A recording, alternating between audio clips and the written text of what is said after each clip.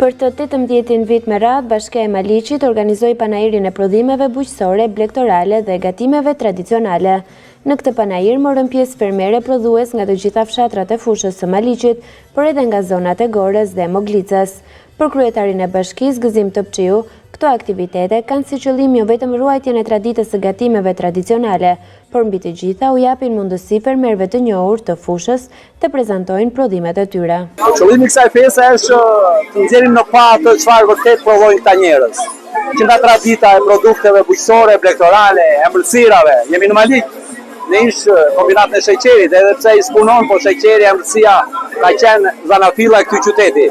Në ana tjetër, fermerët e fushës, blektorët e fushës e të Malit, produktet e tyre janë produkte vërtet bio. Një event të veçantë morën vajzat dhe gratë e krahinës, të cilat përmes gatimeve tradicionale treguan për kujdesin dhe pasionin për ruajtjen e traditës, duke ngjallur interes të madh tek vizitorët. Në këtë panair kemi përfaqësuar menjësinë administrative me produkte blektorale, me produkte bujqësore, por më të rëndësishme janë ëmbëlsira dhe gatime tradicionale të bëra nga vetë ne dhe nëna tona.